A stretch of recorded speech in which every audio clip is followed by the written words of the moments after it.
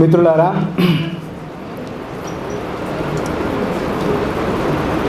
దేశవ్యాప్తంగా కాగర్ ఆపరేషన్ ఉందా, ఛత్తీస్గఢ్లోనే పనిచేస్తుందా, జార్ఖండ్లో ఉందా, మనకు తెలంగాణ ఆంధ్రప్రదేశ్ బార్డర్లో ఉందా, కాగర్ ఆపరేషన్ అనేది లేకపోతే ఏందనేది కానీ అమరుల బంధుమిత్ర సంఘం అనేది 22 ఏళ్లుగా తన బాధ్యతను నిర్వర్తిస్తూ, ఎందుకంటే గూటకపు ఎన్కౌంటర్ల వ్యతిరేక పోరాట కమిటీ తర్వాత శవాల స్వాధీన కమిటీ ఏర్పడ్డ తర్వాత అప్పటికీ శవాలు ఇవ్వకుండా పోలీస్ స్టేషన్ల బయటనో ఎక్కడనో పడేస్తే, లేకపోతే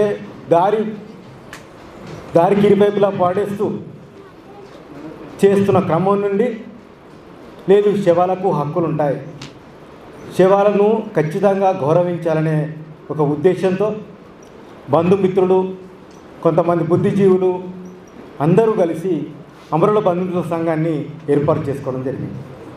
అప్పటి నుండి ఇప్పుడంటే మన తెలంగాణలో కానీ ఆంధ్రప్రదేశ్లో కానీ ఎన్కౌంటర్ హత్యాకాండ తగ్గిందేమో కానీ అప్పుడు తెల్లారి లేస్తే ఏ తుమ్మ పొదల్లోనూ ఏ ఊరవతలోనూ ఒక ఎన్కౌంటర్ ఉండింది.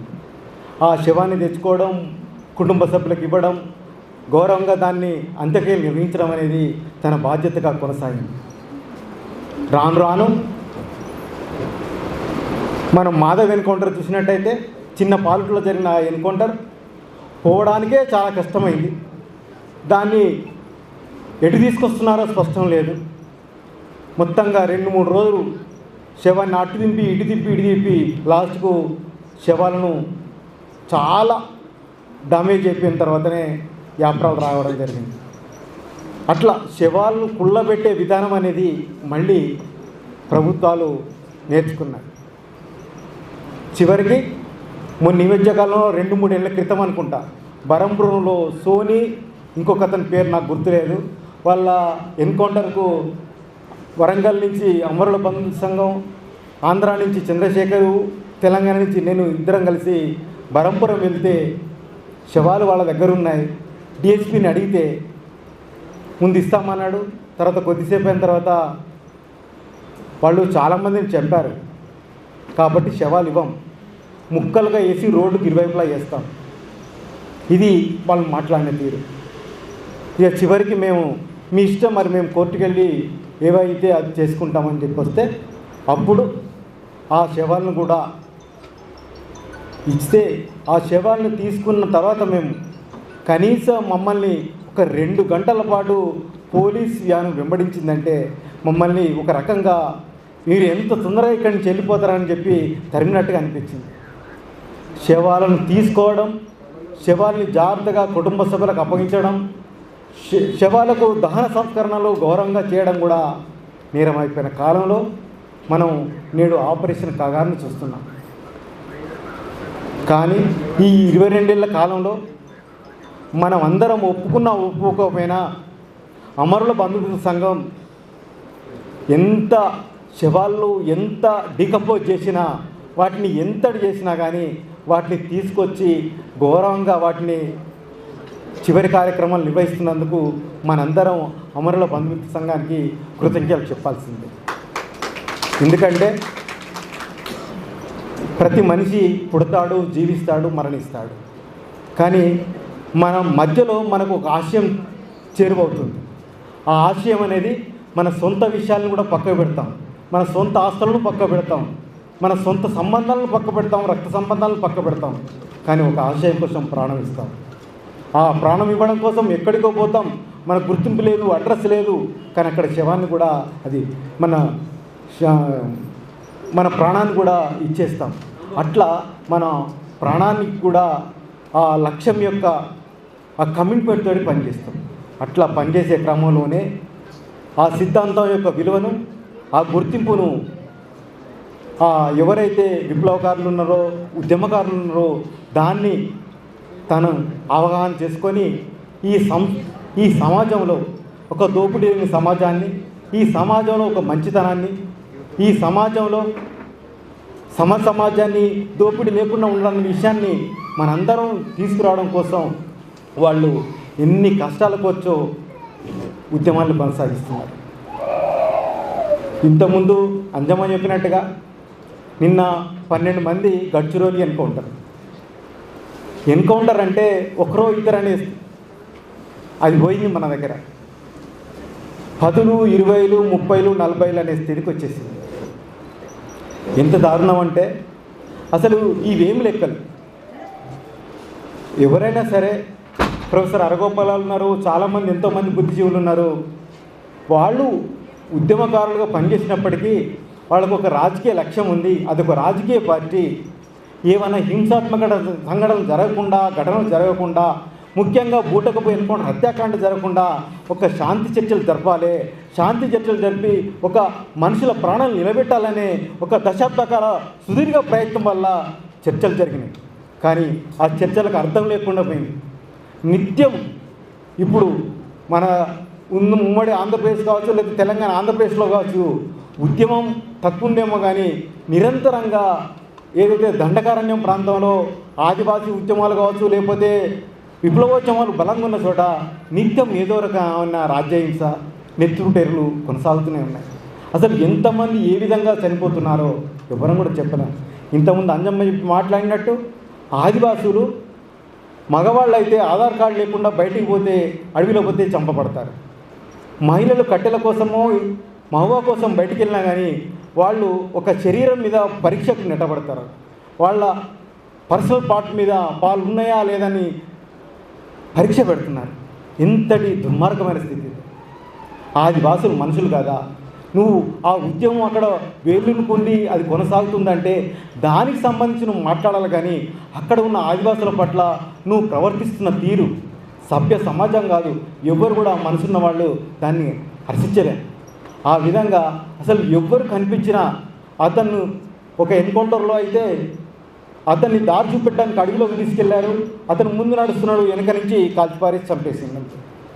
అతను ఎటుపోయడానికి తెలియకపోతే 2-3 రోజుల తర్వాత ఆ కుటుంబ సభ్యులు పోలీస్ స్టేషన్కి వెళ్తే పోలీస్ స్టేషన్లో క్షేమమై ఉన్నాడు. ఇది ఛత్తీస్గఢ్లో జరుగుతున్న దారుణమైన ఒక మరణ హోమం. నిత్యంగా మనం అనుకుంటాం తెలంగాణ, ఆంధ్ర, లేదంటే ఇక్కడున్న సింగరేణి ప్రాంతంలో కానీ నిజంగానే విప్లవోద్యమం బలంగా పనిచేసింది. బలంగా పనిచేసిన కాలంలోనే సింగరేణిలో పర్మనెంట్ లేబర్ 1,10,000 మంది నుంచి అన్ని అండర్ గ్రౌండ్ మైన్ తోటి ఓపెన్ కాస్ట్ మైన్ లేకుండా ఒక బలమైన మంచి తనం వెల్లివిసిరింది. అదే కాకుండా జైత్రయాత్ర కానీ లేదా రైతాంగ పోరాటాలు కానీ సమాజంలో కొన్ని విలువలు సృష్టించినాయి. వాళ్ళు మామూలుగానే నిలబడతలేరు. ఒక 50 ఏళ్ల విప్లవోద్యమం నిలబడిందంటే దాంట్లో ఉన్నటువంటి ప్రజాస్వామిక అంశాలు కానీ, ప్రజలు మెచ్చుకునే అంశాలు కానీ, ప్రజలు వాటి కోసం ప్రారంభించే స్థితికి ముందుకెళ్తున్నాయంటే ఎంతో గొప్పతనం ఉంది. అందుకనే చర్చల కాలంలో ఒక 10 మంది ప్రధాన పత్రికా ఎడిటర్స్ చర్చలు జరగాల్సిందే, ఆయుధం అనేది ఆటంకం కావద్దని చెప్పి మాట్లాడారు. అంటే ఒక నరమేధం జరగవద్దు, ఎన్కౌంటర్ పేరుతో మనుషులను హత్య చేయొద్దనే ఒక ఉద్దేశం ఆ ఉన్నటువంటి హక్కుల సంఘాలు కానీ, బుద్ధిజీవులు కానీ, మేధావులు కానీ అందరూ కూడా కలలు కన్నారు, కోరుకున్నారు. ఏదైనా సరే ఒక చర్చల వాతావరణం జరగాలని కోరుకున్నారు. అప్పటికి చంద్రబాబు నాయుడు ప్రేరణలో 2003లో చర్చల ప్రక్రియ స్టార్ట్ అయితే దాన్ని ఆయన ఒప్పుకోలేదు. 2004లో రాజశేఖర రెడ్డి వచ్చిన తర్వాత చర్చల ప్రక్రియ మంజిరా గెస్ట్ హౌస్లో వాళ్ళు ఉంటే వాళ్లకు ప్రభుత్వాల కన్నా అన్ని అర్జీలు వచ్చినాయో లేదో కానీ 600కు పైగా అర్జీలు వాళ్ళకు వచ్చినాయి. వాళ్ళ అధికారంలో లేరు. వాళ్ళు కేవలం మావోయిస్ట్ ప్రతినిధులు, చర్చల ప్రతినిధిగా మంజిరా అతిథి గృహంలో ఉన్నందుకు వాళ్ళకి అన్ని అర్జీలు వచ్చినాయి. అటువంటి స్థితి వచ్చింది. ఎందుకు విప్లవోద్యమం లేకపోతే ఒక మావోయిస్ట్ పార్టీ అంత ప్రజల్లో మన్నన కానీ ఒక గొప్పతనాన్ని సంపాదించుకున్నది, ఇంత రాజ్యానికి ఇన్ని బలాలు, ఇన్ని సైనికులు, ఇంత పోలీసులు ఇంత ఉన్నప్పుడు ఎందుకు ప్రజల విశ్వాసాన్ని పొందలేకపోతున్నారు? మనం అందరం అనుకుంటున్నాం ఎన్నికలంటే డబ్బు, రిగ్గింగు, మందు, బిర్యానీలే తప్ప నిజాయితీగా ఎన్నికలు జరగలేదని మనం అందరం అనుకుంటున్నాం. కానీ వాళ్ళు అంత నిషేధించిన 2000 అప్పుడున్నటువంటి ఉమ్మడి ఆంధ్రప్రదేశ్ పబ్లిక్ సెక్రటరీ ప్రకారం వాళ్ళ నిషేధానికి గురి చేసిన నిషేధంలో ఉన్నప్పటికీ కూడా వాళ్ళు 50 ఏళ్లుగా ప్రజల సమస్యల గురించి, ప్రజల గురించి మాట్లాడుతూనే ఉన్నారు. అట్లాగని చెప్పి వాళ్ళు ఏదో దాక్కోలేదు. వాళ్ళు నువ్వు ఎంత ఘోరంగా చంపినా అంత ఘోరంగా చంపేసింది. బెంగళూరులో 3 సెంట్రల్ గవర్నమెంట్ నాయకులను విషయం పెట్టి పట్టుకొని చంపేసిన.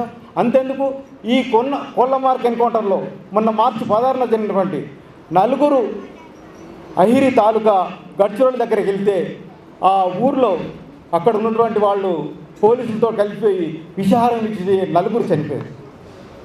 కనీసం శవాల కోసం ప్రయత్నిస్తే కూడా శవాలను ప్రయత్నించాలని చెప్పి పోలీసులు అల్టిమేటం తయారు చేశారు. ఎందుకు ఇట్లా చేస్తున్నారు? ఇంతకుముందు మాట్లాడేందుకు ఎవరు మన భవాని చీపురుపట్టి ఎన్కౌంటర్ కానీ పోలమార్క్ ఎన్కౌంటర్ కానీ ఏవైనా సరే ఎన్కౌంటర్లు 29 మంది 12 మంది 6 మంది 13 మంది ఇవన్నీ ఎన్కౌంటర్లుగా లేవు, ఎదురుకాల్పుగా లేవు. కేవలం పట్టుకొని కాల్చి చంపడమే, చుట్టుముట్టి కాల్చి చంపడమే. ఆపరేషన్ కగార్ పేరుతోటి ఇప్పుడు ఉమ్మడి బస్తర్ కేరళ అంత స్థానం ఉన్న దాంట్లో 280 మిలిటరీ క్యాంపులు ఉన్నాయి. కనీసం 2 లక్షల పైగా అన్ని బలగాలు, అన్ని స్థాయి బలగాలు, ఐటీబీటీ కావచ్చు, బార్డర్ సెక్యూరిటీ ఫోర్స్ కావచ్చు, ఇవన్నిటినీ నాయకత్వం వహించడానికి డిఆర్జీ బలగాలు కూడా సిద్ధంగా ఉన్నాయి. వీటితోడు ఒక 7 బస్తర్ అంటే 7 జిల్లాల కలయికత కాబట్టి ఆ 7 జిల్లాల నుంచి 2100 మంది బస్తర్ బెటాలియన్ తయారు చేసిండు. ఒక్కో జిల్లా నుంచి 300 మందిని అట్లా తీసుకొని వాళ్ళందరూ కూడా వీళ్లకు శోధక శక్తులుగా పనిచేస్తున్నారు.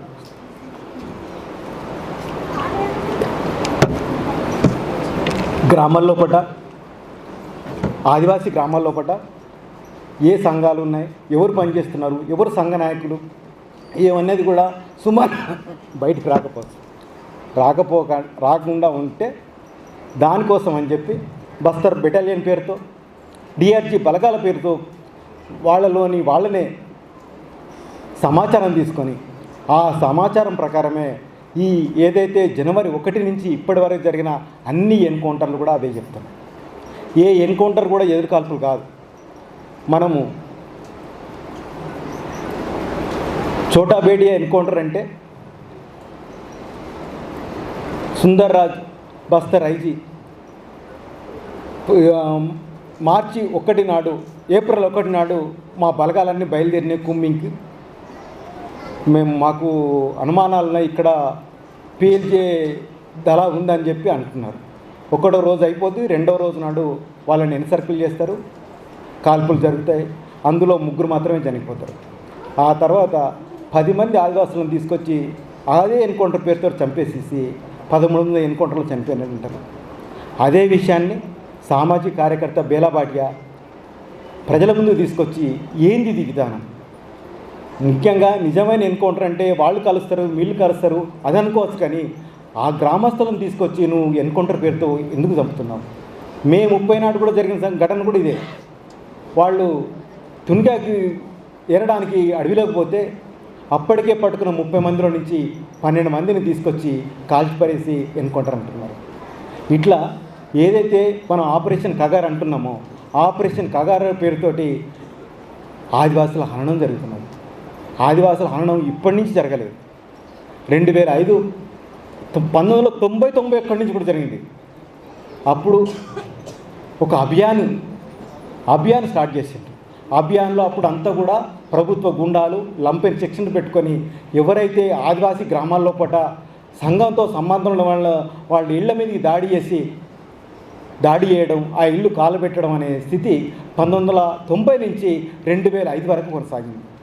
2005కి వచ్చేసరికి ఏమైందంటే ఆ అభియాన్ అనే ఫోర్స్ కాస్త సాల్వాజూడంగా రూపొందించి ఆ సాల్వాజూడంకు సాంప్రదాయ లేదంటే మామూలు 303 వరకు ఆయుధాలను ఇవ్వగలిగారు.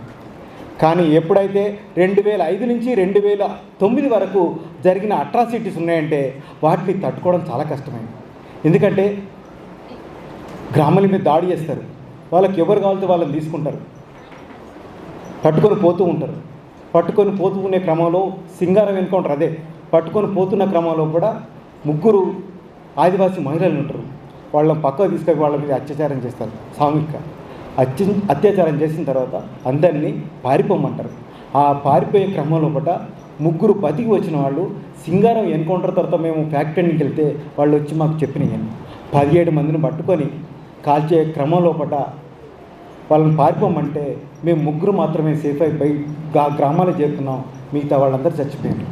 మహిళలు మాత్రం ఖచ్చితంగా వాళ్ళ అప్పుడున్న సాల్వాజూడం చేతిలో పడితే వాళ్ళ మీద ఇంతటి దుర్మార్గమైన అత్యాచారాలు మనందరికీ తెలుసు. 2016లో మడకం హిడిమే గోంపాడు గ్రామానికి చెందినది. ఆమె తల్లిదండ్రులు ఇద్దరు బయట ఉన్నారు. ఆమె లోపల ఉంది, జ్వరంతో పడుకొని ఉంది. సిఆర్పిఎఫ్ క్యాంపులతో పాటు సాల్వాజుడు ఆ గోంపాడును గ్రామాన్ని దాటుకొని ముందుకెళ్తున్నది. వాళ్ళు ఎవరెవరిని పట్టుకోవడానికి వచ్చి ఇంటి ముందుకు వచ్చి ఎవరున్నారంటే మా బిడ్డని లోపల పడుకుంది, జ్వరం వచ్చిందంటే లేదని చెప్పి తలుపు కొట్టి ఆమెను బయటికి తీసి వాళ్ళతో పాటు తీసుకెళ్లే ప్రయత్నం చేసిండు. తీసుకెళ్లే ప్రయత్నంలో కొద్ది దూరం గోంపాడు గ్రామం దాటంగానే ఆ ఒర్రె దాటిన తర్వాత ఆమె మీద అత్యాచారం చేశారు. అత్యాచారం చేసి చంపేయడమే కాక ఆమెకు వాళ్ళ దగ్గర ఉన్నటువంటి ఏదైతే ఆలివ్ గ్రీన్ డ్రెస్సులు ఉన్నాయో డ్రెస్ తొడిగితే అది పెద్దగా అయిపోతే దాన్ని ఫోల్డ్ చేసింది. ఫోల్డ్ చేయడమే కాదు, చెప్పులు కూడా లేకపోతే ఒక కాలుకి ఒక చెప్పు, ఇంకో కాలుకి ఒక్కో చెప్పేసి మేము సోరీ వాళ్ళు వెళ్ళడానికన్నా ముందే మేము తెల్లారే ఫ్యాక్టరీకి వెళ్ళగలిగితే అప్పటికే శవం అయిపోయింది. కానీ ఆ గ్రామానికి వెళ్ళి మాట్లాడగలిగినాం, చూడగలిగినాం. కానీ సోరీ కొంత లీగల్గా ఫైట్ చేసి ఫస్ట్ టైం ఛత్తీస్గఢ్ చర్చల్లో ఒక రీపోస్ట్ మార్టం చేయగలిగింది. ఆ విధంగా ఏ మహిళకు కానీ ఎవరికి కూడా రక్షణ లేని పరిస్థితి సాల్వాజుడు కాలంలో కొనసాగింది. 2009లో తల్లి పాలు తాగుతున్న అతన్ని చేతులు నరికేశారు, ఆ తల్లిని కూడా నరికేశారు. అదే కేసును అట్లా ఒక 519 కేసులను హిమాంశు కుమార్ సుప్రీంకోర్టుకు తీసుకెళ్ళిండు. సుప్రీంకోర్టుకు తీసుకెళ్ళిన తర్వాత కూడా 2006లో స్టార్ట్ అయినటువంటి 7లో స్టార్ట్ అయినటువంటి సాల్వాజుడు 2009లో బంద్ ఆగిపోతుంది అనగా 2011 ఆ ప్రాంతంలో దానికి ఒక అర్జెంట్ అమెండ్మెంట్ ఒకటి చేసి ఇది కూడా దీనికి సపోర్ట్గా ఉంటుంది పోలీస్ భాగాలకు అని చెప్పి ఒక చేసేసి అప్పటి వరకు ఉన్నటువంటి నాసిరకం తుపాకులను తీసేసి బలమైన తుపాకులను రాజ్యం అందజేసింది. కానీ ఏదైతే అప్పటి వరకు జరుగుతున్న అట్రాసిటీ ఏంటంటే 519లో కూడా అందరినీ కూడా గ్రామస్తులను పట్టుకొని అత్యాచారం చేయడం, కిరాతకంగా చంపడం, తలలు నరికేయడం, ఇదే చెప్పడవా ఇంకొకటి లేదు. అంటే మన సభ్య సమాజంలో, ఒక చట్టబద్ధ సమాజంలో, ఒక ప్రజాస్వామిక దేశంలో ఎవరినైనా చంపచ్చు, ఎట్లాగైనా చంపచ్చు, ఎంత హ్యూమిలేషన్ గురి చేసినా చంపచ్చు, ఎన్ని చిత్రింపులు పుట్టినా చంపచ్చు అనే విధానం అనేది ఛత్తీస్గఢ్ ప్రాంతంలో జరిగింది. అవును, మావోయిస్టులు అవడం నేరమా? మావోయిస్ట్ సిద్ధాంతం నేరమా? మావోయిస్ట్ ఒక రాజకీయ పార్టీగా ఉండడం నేరమా? ఇవన్నీ నీకు చర్చలప్పుడు కనబడతాయి. నువ్వు చర్చలు చేసేటప్పుడు మరి ఇది రాజకీయ పార్టీ కాదని స్పష్టం చేయాలి. రాజకీయ పార్టీ కాకపోతే చర్చలు జరగకుండా ఉండాలి. చర్చలు జరుపుతావు. తర్వాత హేమచంద్ర పాండే ఆజాదులు వెళ్ళినప్పుడు చర్చల కోసం అని చెప్పి మన స్వామి అగ్నేష్ తోటి కబురు పంపుతావు. తర్వాత వచ్చిన హోమ్ మినిస్టర్స్ అందరూ కూడా చర్చలు జరుపుతామంటారు. అట్లాగే కిషన్ జీని కూడా చర్చల కోసమే ప్రయత్నంలో భాగంగా చెప్పేసారు. నువ్వు చర్చల కోసం ప్రయత్నం చేసేటప్పుడు దాన్ని రాజకీయ పార్టీగా నువ్వు గుర్తించినప్పుడు, ఆ రాజకీయ పార్టీ గుర్తించినప్పుడు చర్చలు కనీసం జరపాలి కదా. ఎప్పటికైనా చర్చలు జరపకుండా ఎవరైతే వాళ్లకు ఆశ్రయం ఇస్తున్నారో, లేకపోతే వాళ్ళ సిద్ధంతో ఉన్నారో, సానుభూతికి ఉన్నారో, వాళ్ళ సమస్యల గురించి మాట్లాడుతున్నారో వాళ్ళ మీద సాల్వాజుడు పేరుతో కానీ టీఆర్జీ బలగాల పేరుతో కానీ నువ్వు ఇటువంటి ఇంత విధ్వంసాన్ని సృష్టించే అధికారం నీకు ఎక్కడి? అది ఫస్ట్. వాళ్ళు రాజకీయ పార్టీని ప్రకటిస్తున్నారు. నీది ఎట్లా రాజకీయ పార్టీ, వాళ్ళది రాజకీయ పార్టీ అని వాళ్ళు నిషేధం నెత్తి పెట్టడం కూడా తప్పే. ఎందుకంటే వాళ్ళు సిద్ధాంతపరంగా ఉన్నారు, వాళ్ళు హింసాత్మక ఘటనలు చేస్తున్నారు. ఏ రాజకీయ పార్టీ హింసాత్మక ఘటనలు చేయలేదు. కడప జిల్లాలో ఫ్యాక్షనిజం లేదా? ఎన్ని రాజకీయ పార్టీలు హింసాత్మకంగా చేయట్లేదు. కానీ నిషేధం ఎత్తేయడానికి వాళ్ళ నిషేధం పెట్టడానికి వాళ్ళు చేస్తున్న హింసాత్మక ఘటనలు కారణంగా తీసుకుంటారు. ఇవన్నీ చేస్తూ లాస్ట్కు ఛత్తీస్గఢ్లో ఉన్నటువంటి ఏదైతే సుక్మా జిల్లా కావచ్చు, ఈ బస్తర్ జిల్లా కావచ్చు, మొత్తంగా కూడా అక్కడ దినదిన గండం. ఎవరికి ఎట్లా పోతారో అర్థం కాదు. ఏ మహిళ ఏ రోజు అత్యాచారం గురైతే అర్థం కాదు. వాళ్ళు కూమింగ్ వస్తున్నారంటేనే ఏమైతే అర్థం కాదు. ఈ స్థితిలో అయినప్పటికీ కూడా మన సాధారణ మధ్యతరగతి వాళ్ళు కాకుండా, వేరే వాళ్ళ కాకుండా ఆ అడవులో ఉన్నటువంటి వనరుల కోసం మా మీద దాడి జరుగుతుందని వాళ్ళకి అర్థమైనప్పటికీ, ఎందుకంటే ఇక్కడికి మూలవాసి ఆదివాసీ సంఘం, మూలవాసి బచావ్ మంచు రఘు కూడా వచ్చిండు. అతను ఇచ్చిన దాని ప్రకారమే ఇక్కడున్న వనరుల కోసము సామ్రాజ్యవాదులు కానీ, ప్రభుత్వాలు కానీ, పెట్టుబడిదారులు కానీ మా మీద దాడి చేయడానికి సిద్ధమవుతున్నాయి. మమ్మల్ని వేటాడి చంపుతున్నాయి. వేటాడి చంపడం అనేది 2005 నుంచి 2009 వరకు జరిగిన సాల్వాజుడు హంతకదాడే కాదు, 2009లో ఖచ్చితంగా గ్రీన్ ఎంట అని చెప్పి పెట్టేసిండు. అది ఒక ఆదివాసుల వేట. ఆ వేటలో ఎవ్వరు కనబడితే వాళ్ళను పరిగెత్తించి గ్రామం మీద దాడి చేసి చంపడమే. ఎందుకంటే సాల్వాజుడు కాలంలోనే కనీసం 1000 మంది చనిపోయారు. 644 గ్రామాలు అగ్నికి ఆగుతాయి. 1,50,000 మంది ఆదివాసులు నిర్వాసితులై ఎక్కడికి పోయారో అడ్రస్సులు లేవు. చాలా మటుకు వింజరము, కుంట, ఒక 4 ప్లేస్లలో మెయిన్ బేస్ క్యాంపులు పెట్టుకున్నారు సల్వాజోడు. అందులో ఒక్కొక్క సల్వాజోడు బేస్ క్యాంపులో 50,000 మంది ఆదివాసులను పెట్టుకున్నారు. ఆ ఆదివాసులు ఎవరన్నా పారిపోవడానికి ప్రయత్నించినా, వాళ్ళు చెప్పిన మాట వినకపోయినా, అందులో ఆదివాసులు ఉన్నా కానీ వాళ్ళ మీద ఎంత హింస జరుగుతుందో, గ్రామాల మీద పడే వాళ్ళ మీద అత్యాచారాలు చేసేవాళ్ళు. వాళ్ళని తీసుకొని క్యాంపులో పెట్టుకున్నాక పోలీసులు కానీ, అక్కడున్న పోలీస్ వ్యవస్థ కానీ వాళ్ళని ఎంత దాడి చేసిందో మనం ఒకసారి అర్థం చేసుకోవచ్చు. అటువంటి హింసలను కూడా తట్టుకొని ఆ బేస్ క్యాంపులను ఖాళీ చేసి ఆదివాసీలందరూ తమ గ్రామాలకు వెళ్ళిపోయారు. సరే, గ్రామాలకు వెళ్ళిపోయినా కానీ 150,000 మంది అది వలస వెళ్ళిపోయినప్పటికి కూడా తర్వాత 2012 వచ్చేసరికి గ్రీన్లాండ్ స్టార్ట్ అయిన తర్వాత అప్పుడప్పుడే మళ్ళీ తిరిగి గ్రామాలకు రావడం ప్రారంభించింది. అందుకే అప్పుడు హిమాంశు కుమార్ కూడా ఒక ప్రయత్నం చేసిండు. ఎవరైతే ఆదివాసీ గ్రామాలు విడిచిపెట్టిపోయిందో వాళ్ళందరినీ కూడా కబురు పంపి మీ గ్రామంలో మీరు బ్రతకడానికి రండి అని చెప్పి కబురు పంపిండ్రు. వాళ్ళు వచ్చినాక వాళ్ళ భూములు వాళ్ళకి అందేటట్టు చేశారు. అది కూడా నేరమైంది. హిమాంశు కుమార్ విచారణ ఒక గాంధేయవాదిని కూడా దాడి చేయడం, ఆయన 2009లోనే ఆయన ఆశ్రమాన్ని కూలగొట్టడానికి బుల్లెట్ ప్రూఫ్ వాహనాలతో పాటు 1000 మంది సాయుధ పోలీసులు ఆ ఆశ్రమాన్ని కూలగొట్టారు. ఒక గాంధేయవాది కేవలం ఆదివాసుల కోసం తన కుటుంబాన్ని, తన సర్వస్వాన్ని విడిచి ఆదివాసీ ప్రాంతంలో జీవించడానికి వస్తే ఆయన ఆశ్రమాన్ని కూడా కూల్చేసింది. ఇట్లా అక్కడ ఏ ప్రజాస్వామిక హక్కులు కానీ, ఏ ప్రాథమిక హక్కులు కానీ లేని స్థితిలో నిజంగానే ప్రభుత్వాలు ఏం చేసినాయి? మనం ఇప్పుడు నిజంగానే మూలవాసి బచావో మంచు 2001 సిలింగర్ క్యాంపు వ్యతిరేకంగా ఏర్పడేది. అది 3 ఏళ్ల నుంచి ఒక శాంతియుత ప్రజాస్వామ్యత పోరాటం జరుగుతుంది. అక్కడ అడవిలో చేస్తున్నటువంటి శాంతియుత పోరాటాన్ని ప్రజలు కానీ, మీడియా కానీ ఎక్కడ చూపిస్తుంది? అరుంధతి రాయ్ అన్నట్టు అక్కడ ఏం చేసినా ఎవరు చూపిస్తారు? ఎవరైనా చంపినా, ఏదైనా విధ్వంసం జరిగితే తప్ప చూపించరు. అట్లా లాస్ట్కు అటువంటి శాంతియుత పోరాటాన్ని కూడా ఏం చేసింది? 4 ఒక గర్భిణీ స్త్రీని, 2 మగవాళ్లను ఎన్కౌంటర్ పేరుతో కాల్చింది. ఇంతవరకు ఆ ఎన్కౌంటర్ కేసు సుక్మాలో ఎఫ్ఐఆర్ నమోదు కాలేదు. మొన్న 2013లో 23లో మేము ఏదైతే సుక్మాకి వెళ్ళి ఎయిర్ బాంబింగ్ విషయంలో ఫ్యాక్టరీకి పోదామని ప్రయత్నం చేస్తే సుక్మాలో మేము ఉన్న లాడ్జీ దగ్గరికి ఆదివాసీ మూలవాసి బచావ్ మంచి వాళ్ళు, అట్లాగే బేలావాడియా వాళ్ళు వచ్చి కూర్చొని మాట్లాడుకున్నాం. అప్పటికే మేము వెహికల్స్ మాట్లాడుకున్నాం. కానీ మేము కింది దిగేసరికి పోలీసు వాళ్ళు డ్రైవర్లను బెదిరించేసి ఆ వెహికల్స్ పంపించేసాం. మేము లాడ్జ్ కింది దిగేసరికి వెహికల్స్ లేవు.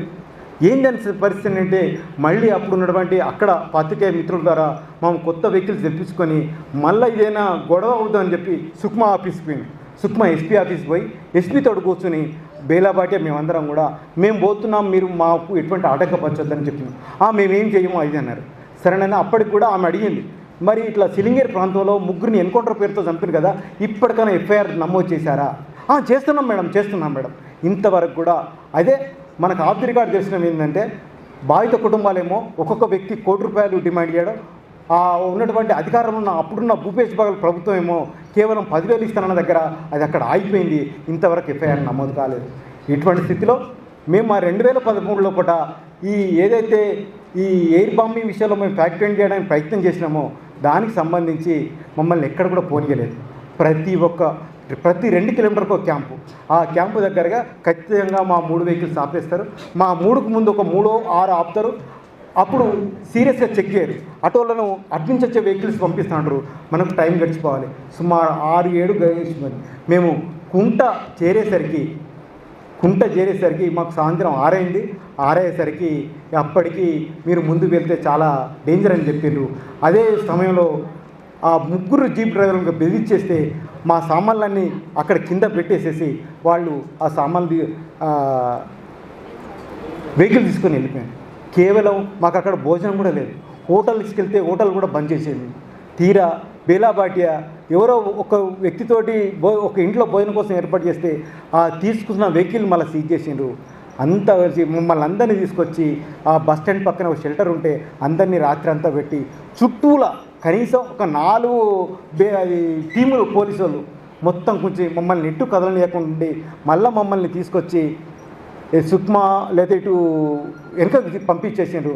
అప్పటి వరకు మమ్మల్ని ఒక 3 నిజంగా ప్రభుత్వాలు నిజంగా ఎన్కౌంటర్లు ఎదురుకాల్పే జరిగినైతే హక్కుల సంఘాలు ఇప్పుడు కాదు కనీసం 50 ఏళ్ళుగా నిజ నిర్ధారణ చేసి అన్ని నివేదికలు బయటికి ఇస్తున్నాం. మీరు ఈ నివేదికలు బయటికి ఇవ్వడం వల్ల నీకు వచ్చిన నష్టం ఏంటి? 2012లో ఆపరేషన్ గ్రీన్ తర్వాత బాసగూడ ఎన్కౌంటర్ జరిగింది. బాసగూడ ఏంటంటే అప్పటికే ఈ సాలవజుడు బాధపడలేక కొంతమంది గ్రామం విడిచి వెళ్ళిపోతే 2012లో అప్పుడు వర్షాకాలం కాబట్టి వాళ్ళ భూములు కూడా మనం వేసుకుందాం, ఎవరెవరు ఎంత భూములు పంచుకోవాలని చెప్పి ఆ రాత్రి కూడా 9-10 గంటల లోపల వాళ్ళందరూ కూర్చొని మాట్లాడుకుంటుంటే చుట్టూ ఎన్సర్కిల్ చేసిన పోలీసులు విచక్షణ కాల్పులు చెప్తే 17 మంది జరిగింది. ఆ 17 మందిలో 5 మైనర్లు. అట్లా చంపడం అనేది ఏ విధంగా ఉంటుంది? నువ్వు ఏదైనా సరే కనీసం మాట్లాడాలి, చేయాలి అంటే ఆదివాసీ ప్రాణాలు నీకు అంత విలువలేని అయిపోయినావా? మహిళలంటే విలువలేదు. మహిళలంటే నిజంగా ఎదురుగా మహిళ కనబడితే నువ్వు అక్షతలు చేసే రైట్ నీకు ఎక్కడిది? ఆమె పాలు ఉంటేనేమో ఆదివాసీ, పాలు లేకపోతే అది మావోయిస్టు, ఇట్లా డిసైడ్ చేసే రైట్ నీకు ఎక్కడిది? ఇది ప్రభుత్వమా లేకపోతే ఇది రాజ్యాంగం ఉందా, ఇంకేమన్నా ఉందా? ఎందుకు ఇట్లా చేస్తున్నారు? వాళ్ళ ఆదివాసులు మనుషులు గారా?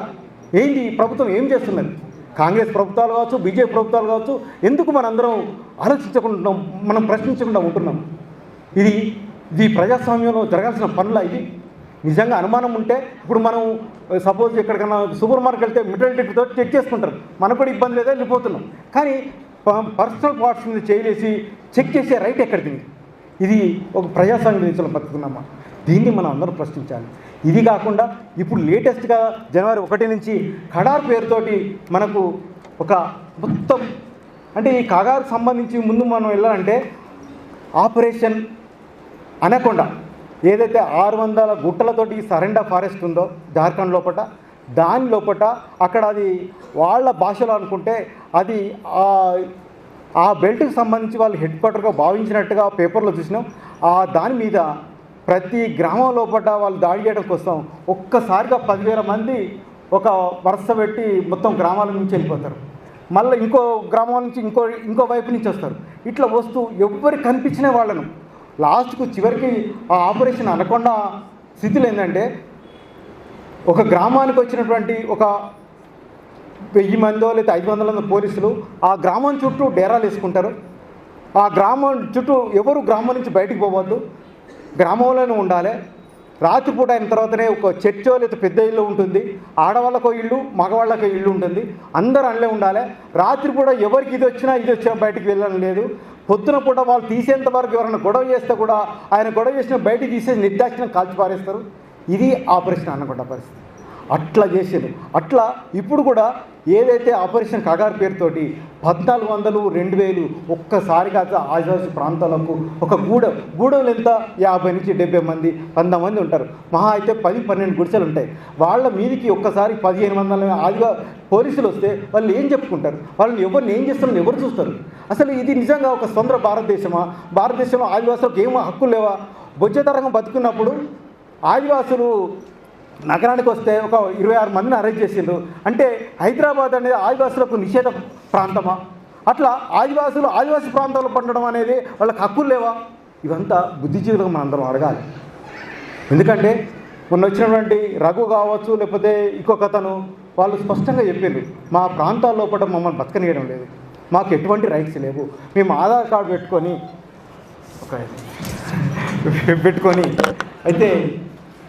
చేయాల్సి వస్తుంది. ఇదంతా చాలా దుర్మార్గంగా ఉంది. ఒక్క విషయం నుంచి అయితే విషయం ఏంటంటే ఈ ఆపరేషన్ కగారు స్టార్ట్ అయిన తర్వాత ఒక 4-5 ఎన్కౌంటర్లు భయంకరంగా జరిగినాయి. అందులో మనం మాట్లాడుకోవాల్సింది ఏంటంటే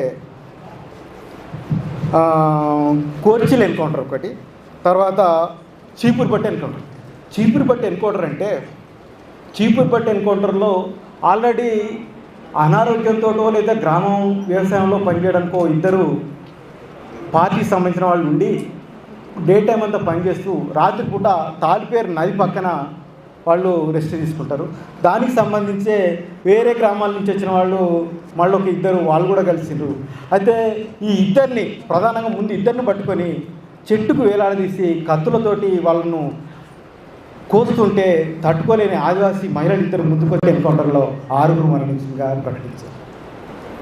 అంతేకాకుండా లాస్ట్ ఇంకొక ఎన్కౌంటర్ ఏంటంటే చోటాపేట ఎన్కౌంటర్లో 29 మంది మరణించింది. ఆ 29 మరణించిన దాంట్లో విషయం ఏంటంటే పోలీసులు నిజంగానే దాడి చేసిండు, ఎన్కౌంటర్ జరిగింది. అందులో 12 మంది చనిపోయినారు. 12 మంది చనిపోవడంతో పాటు ఏ ఎన్కౌంటర్లో అయినా సరే గాయపడరు, అందరు చనిపోయిందని పోలీసులు బుకాయిస్తారు. కానీ మనం బెజ్జంకి ఎన్కౌంటర్లో, ఎందుకంటే రామకృష్ణ గాయమైన ఎన్కౌంటర్లో చూస్తే అందులో 36 మంది చనిపోయినారు. అందులో చనిపోయిన వాళ్ళు తక్కువ అయితే గాయాలతో పట్టుబడిన వాళ్ళు లెక్క.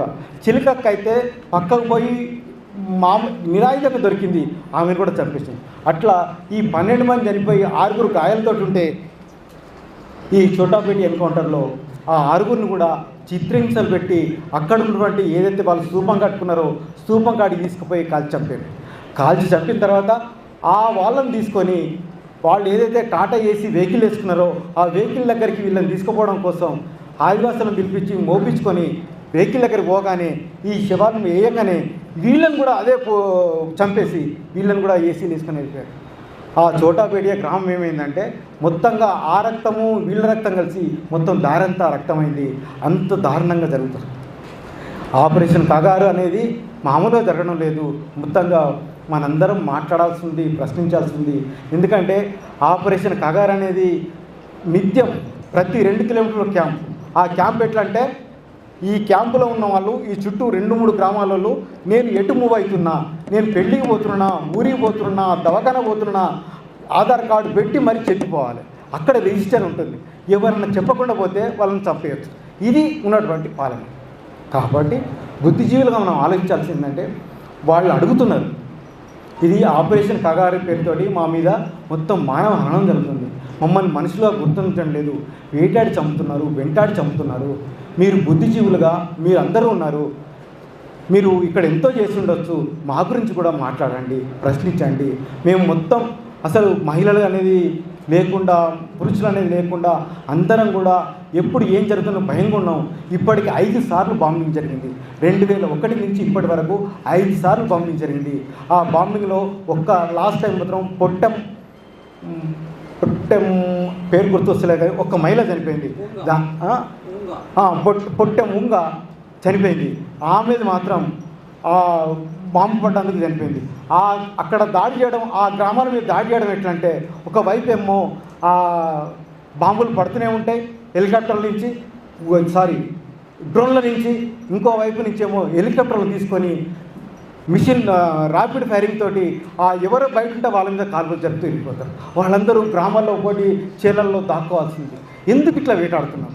నువ్వు నిజంగా వాళ్ళు నేరస్తులు అయితే మనకు న్యాయ వ్యవస్థ నువ్వు పట్టుకొని శిక్షించాలి కదా. నువ్వు డైరెక్ట్గా హెలికాప్టర్లో ఆటో ఫైరింగ్ పెట్టుకుని కాల్చే రైట్కి ఎక్కండి. దీన్ని ఎవరు అడగాలి? మనమే అడగాలి.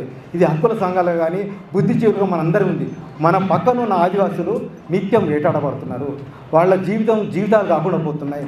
ఇది అమరుల బంధు సంఘం ఏదైతే అక్కడ అమరులు అంటున్నదో అక్కడ అమరులు మావోయిస్టుల ఆదివాసులు లేకుండా అసలు ఎంతమంది చనిపోతున్నారో లెక్క కనలేదు. ఇప్పటికి మనకు ఎన్కౌంటర్లు సుమారు 39 పెరగాయి. 180 ఇవాళ ఆంధ్రప్రదేశ్ పేపర్లు 148 లెక్క వచ్చింది. కానీ ఇంకా లెక్క ఏంటంటే 170 వరకు చనిపోయారు. ఇది కేవలం ఈ 7 నెలల కాలంలో. ఇట్లా ఎందుకు చంపుతున్నారు? రేపు పోతున్న మావోయిస్టు రహిత భారతం నిర్మించాలని అనుకుంటే నువ్వు చర్చలు చెప్పండి.